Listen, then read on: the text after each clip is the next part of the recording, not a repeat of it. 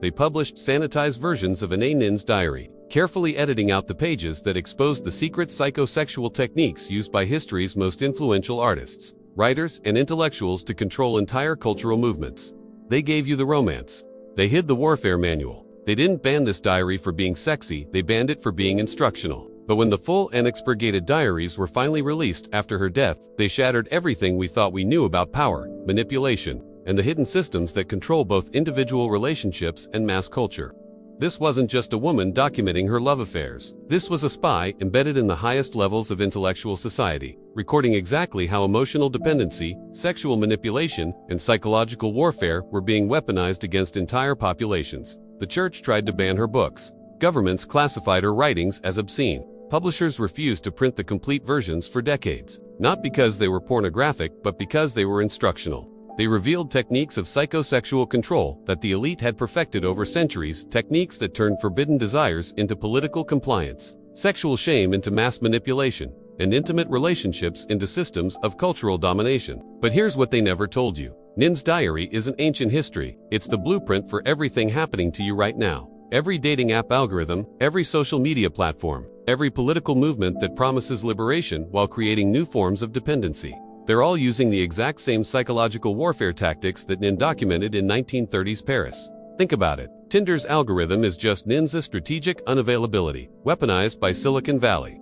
Every dating app notification is Paris 1930s psychological warfare on industrial scale. The way Netflix keeps you binging toxic romance shows is the same technique. She used to keep Henry Miller psychologically addicted to her approval. The way political leaders create trauma bonds with their followers through cycles of crisis and rescue is identical to the manipulation patterns she perfected with the most brilliant minds of her generation. This isn't coincidence. This is systematic programming, designed over decades to create a population that confuses manipulation with passion, dependency with love, and psychological warfare with intimacy. The same forces that tried to suppress Nin's writings are the same ones that built the modern attention economy, a system designed to harvest your emotional energy through manufactured chaos and artificial scarcity. Nin saw it happening in the literary salons of 1930s Paris. The same psychological warfare that Machiavelli documented in politics, but applied to intimate relationships and cultural movements. Artists and intellectuals using emotional dependency to control each other. Creative communities built on trauma bonds disguised as artistic collaboration. Sexual liberation movements that were actually sophisticated systems of mass manipulation. She documented it all. Every technique, every psychological trap, every way that brilliant, creative people could be reduced to desperate addicts, competing for the attention of someone who had mastered the art of strategic emotional scarcity. The establishment knew these writings were dangerous because they exposed the real mechanisms of influence that operate behind closed doors in Hollywood studios, Silicon Valley boardrooms, and Washington power circles. They showed how control actually works in the modern world, not through force or money, but through the careful orchestration of desire, mystery, and psychological dependency. Nin wasn't just keeping a diary. She was conducting the most comprehensive study of psychosexual manipulation ever documented. And when you understand her discoveries, you'll recognize these exact same patterns being used against you every single day. Her affair with Henry Miller is the perfect case study, because it reveals the fundamental architecture of modern psychological control. Here was a man who dominated every room he entered, who intimidated publishers and controlled his wife through emotional manipulation. He was the archetypal alpha male intellectual, seemingly untouchable in his creative arrogance. But Nin's diary reveals exactly how she systematically broke down his psychological defenses, and the techniques she used are identical to what tech companies, media corporations, and political organizations use to control your behavior today. She never argued with his ideas, never challenged his dominance directly. Instead, she made herself indispensable by being algorithmically unpredictable. She would appear at exactly the moment he needed validation, provide just enough insight to feed his ego, then disappear for days, leaving him desperate to know what she was thinking. Sound familiar? It should. It's the exact same intermittent reinforcement schedule that your phone uses to keep you addicted. Instagram doesn't show you likes immediately, it waits, then delivers them in random bursts to maximize your psychological dependency. Dating apps don't give you matches consistently. They create artificial scarcity to keep you paying for premium features. Nin pioneered the psychology that now controls billions of people through their devices. But here's where it gets truly sinister. She documented how this individual manipulation technique could be scaled up to control entire populations. The same emotional unavailability that made her irresistible to individual men became the template for how cultural movements create mass dependency. Watch the pattern. promise exclusive access to hidden knowledge. Create artificial scarcity around that access. Deliver just enough satisfaction to maintain hope, never enough to create security. Keep your audience in a constant state of anticipation and need. Every successful political movement, religious organization, and media empire uses this exact formula. QAnon promises exclusive access to the truth while delivering cryptic fragments that never quite satisfy. Social media influencers promise life-changing insights while keeping their most valuable content behind paywalls. Political leaders promise to solve your problems while ensuring those problems never quite get resolved. They're all playing Miller to your psychological dependency. But Nin's most dangerous discovery wasn't about individual relationships. It was about how sexual shame creates mass compliance.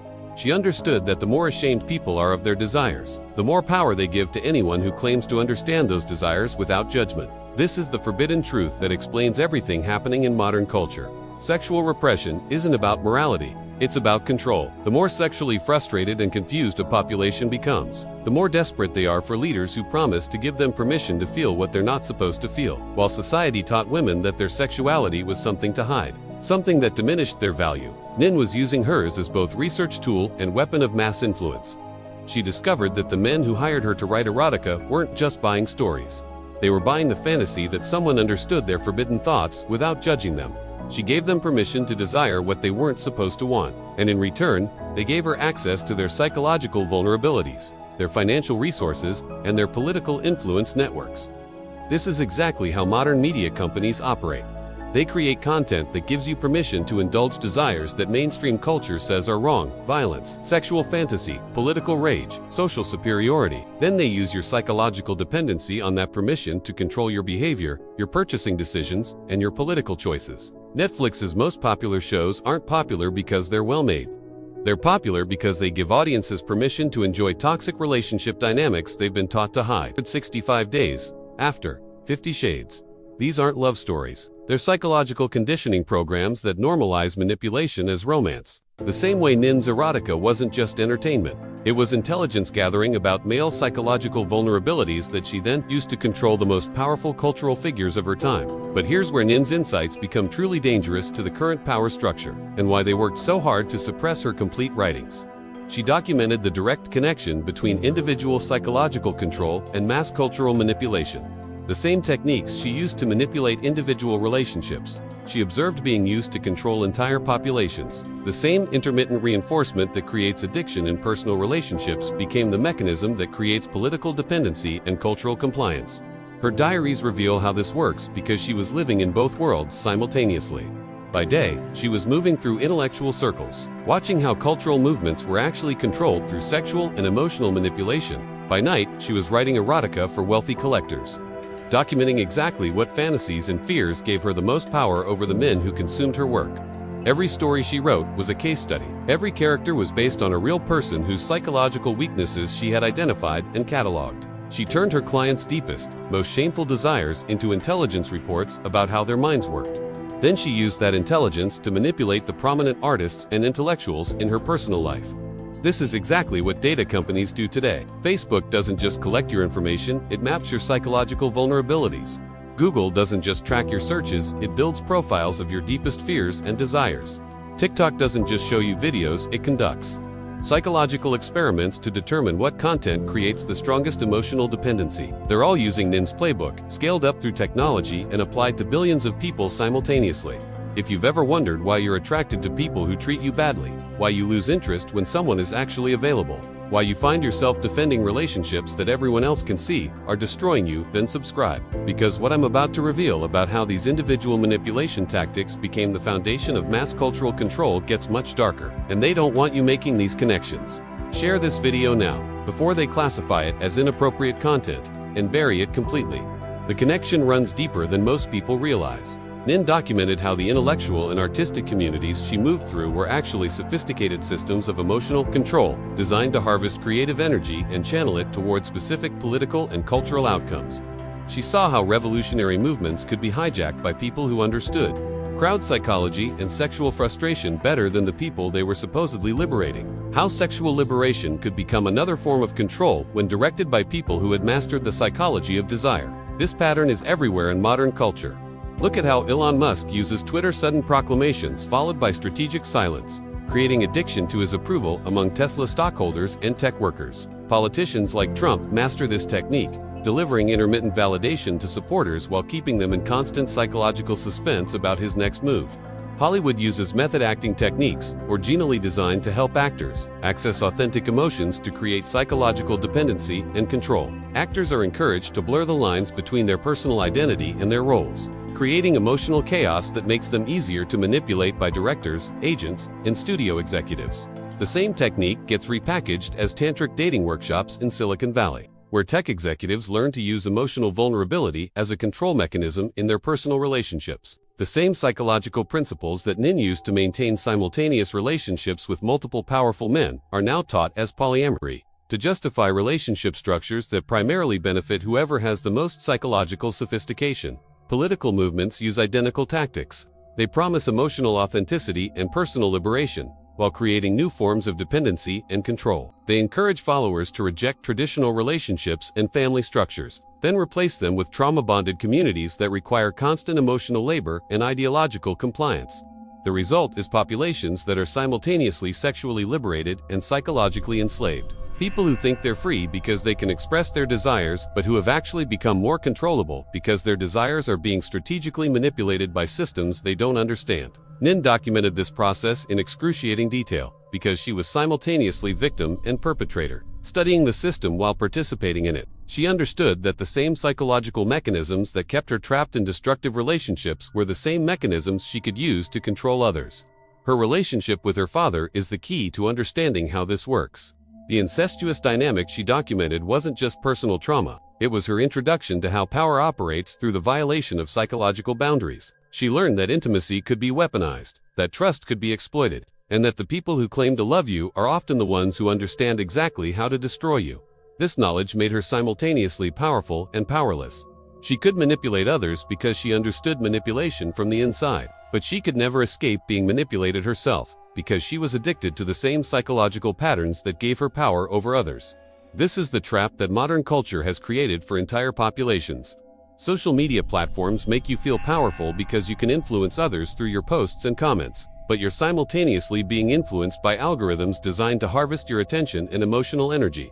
Dating apps make you feel like you have unlimited choice, but they're designed to keep you searching rather than finding satisfaction. Political movements make you feel like you're fighting for justice, but they're often designed to channel your anger and frustration toward targets that benefit the people running the movements rather than creating real change. You think you're the player, but you're also being played. Nin's diaries reveal this dynamic. Because she was honest about her own complicity in systems she claimed to oppose, she wrote about sexual liberation, while using sex as a weapon of control. She talked about authentic relationships while maintaining elaborate deceptions. She promoted artistic freedom while participating in cultural movements that were designed to harvest creative energy for political purposes. The same contradictions exist in modern culture. Tech companies promote connection while designing platforms that create isolation. Media corporations promote diversity while enforcing ideological conformity. Political movements promote individual freedom while creating new forms of mass manipulation. This isn't hypocrisy, it's strategy. The most effective way to control people is to give them the illusion that they're being liberated, while actually creating new, more sophisticated forms of dependency. Nin understood this because she lived it. She was married to 2 different men at the same time, not just emotionally, but legally. For years, she maintained this impossible situation through careful compartmentalization and strategic deception. Her American husband had no idea about her Parisian life. Her European connections had no idea about her American marriage. She lived multiple contradictory identities simultaneously, and each identity gave her access to different forms of power and influence. But maintaining these compartments required constant psychological labor. She had to remember which version of herself she was supposed to be with which person. She had to manage multiple sets of relationships, expectations, and responsibilities. The psychological cost was enormous, but the power it gave her was intoxicating. This is exactly what modern culture demands of everyone. You have your professional identity, your social media persona, your family role, your political affiliation, your romantic relationships. Each context requires a different version of yourself. Each compartment has different rules, expectations, and power dynamics. The result is a population of people who are psychologically exhausted from managing multiple identities, but who are also addicted to the temporary sense of power that comes from successful manipulation within each compartment. You're living Nin's life, but without her awareness of what you're doing or why. The most dangerous aspect of her diaries isn't the individual manipulation techniques. It's the revelation that these techniques, when applied systematically, create cultures of mutual exploitation disguised as liberation and authenticity. Look at modern dating culture. Apps that promise to help you find love actually keep you searching indefinitely. Sex-positive movements that claim to liberate female sexuality often just create new markets for male consumption. Ethical non-monogamy. Communities that promise authentic relationships often just formalize the same manipulation dynamics that exist in traditional relationships. The language changes. The underlying power structures remain the same. Political culture operates identically. Movements that promise to dismantle oppressive systems often just create new hierarchies with different people in charge. Revolutionary rhetoric gets used to justify the same exploitation dynamics that existed before the revolution. Liberation becomes another form of control. Nin documented this pattern because she was living in the intellectual circles where these cultural shifts were being designed and implemented. She wasn't just observing history, she was watching the psychological techniques that would later be used to control mass populations being tested on small groups of artists and intellectuals. The 1930s Parisian avant-garde scene she moved through was essentially a laboratory for the cultural manipulation techniques that now define modern media, politics, and social relationships. The free love movement wasn't about sexual liberation, it was about testing how sexual chaos could be used to break down traditional social structures and replace them with new forms of control. The artistic freedom movement wasn't about creative expression, it was about identifying and harvesting the most psychologically sophisticated individuals, who could later be used to influence mass culture. Nin's diaries are dangerous because they show this process from the inside. They reveal that the people who claim to be liberating you are often the ones who understand exactly how to enslave you more effectively. But here's where Nin's insights become revolutionary rather than just revelatory, because she documented both the traps and the escape routes. She showed exactly how these systems work and exactly what it costs to participate in them. Her greatest discovery wasn't about how to manipulate others, it was about the price of manipulation itself. Every technique she used to control other people also controlled her. Every psychological weapon she deployed against others was also being used against her by people who were more sophisticated than she was. The system of mutual exploitation she participated in didn't liberate anyone. It just created a culture where everyone was simultaneously predator and prey, manipulator and victim, powerful and powerless. This is the brutal truth about modern culture that most people refuse to acknowledge. The same systems that give you temporary power over others are the same systems that keep you permanently enslaved to people who understand those systems better than you do. You think you're gaming the system is gaming you. But Nin's diaries also reveal the way out, because buried within her documentation of manipulation techniques are the psychological principles that make manipulation impossible. The same emotional detachment that she used to control others can be used to become immune to control. The same strategic thinking that she applied to relationships can be applied to recognizing and resisting mass manipulation. The same psychological sophistication that made her dangerous to individuals makes you dangerous to systems of mass control. Here's the tactical blueprint. She inadvertently provided 3 ways to spot psychological warfare in your daily life. Recognize intermittent reinforcement in your daily life. Your phone notifications, your social media feeds, your news consumption, your dating apps, they're all designed to create psychological dependency through unpredictable rewards. The solution isn't to use these platforms differently. The solution is to understand that any system that creates emotional highs and lows is a system designed to control you. Start tracking your emotional responses to digital stimuli. When do you feel excited? When do you feel anxious? When do you feel desperate for more information or validation? These emotional patterns are being artificially created and manipulated. Real intimacy creates stability and security. Manufactured intimacy creates chaos and dependency. If a relationship, a political movement, or a media personality makes you feel special and terrified simultaneously, you're being manipulated through trauma bonding. This applies to news media that makes you feel informed and panicked, political movements that make you feel righteous and afraid, social media influencers who make you feel understood and inadequate, romantic relationships that make you feel passionate and insecure. The pattern is always the same: moments of intense connection followed by periods of withdrawal or threat, creating psychological addiction to the source of both pleasure and pain. This doesn't mean becoming cold or manipulative. It means becoming immune to manipulation by refusing to make your emotional state dependent on other people's behavior. When someone tries to control you through emotional manipulation, whether it's a romantic partner, a boss, a political leader, or a media personality, your response should be strategic indifference. That's interesting, I'll think about it. Then withdraw your emotional investment until you can analyze the situation objectively. The goal isn't to manipulate others. The goal is to become unmanipulable yourself. This is why they suppressed Nin's complete writings for so long, why they created sanitized versions that focused on her creativity and sexual liberation, rather than her documentation of psychological warfare tactics, why they turned her into a symbol of feminine empowerment, rather than a whistleblower exposing systems of mass manipulation. They need you sexually confused, emotionally reactive, and psychologically dependent because that makes you culturally controllable. They need you to believe that intense emotion equals authentic experience, that psychological chaos indicates deep connection, that anyone who makes you feel calm and secure must be boring or unworthy of your attention. The algorithm hides this from your feed. Share this before it disappears completely. This information has been suppressed for decades because it's dangerous to those who profit from your emotional and psychological confusion. Subscribe, share this video, and save it to your playlists before they classify it as adult content and make it impossible to find. Share this on every platform you can. Your freedom, and the freedom of everyone trapped in these cycles, depends on this knowledge spreading faster than they can suppress it. The truth they don't want you to know is simple. You deserve relationships that don't require you to betray yourself. You deserve media that informs rather than manipulates. You deserve political movements that liberate rather than create new forms of dependency. And you deserve to understand the difference between authentic experience and sophisticated psychological warfare.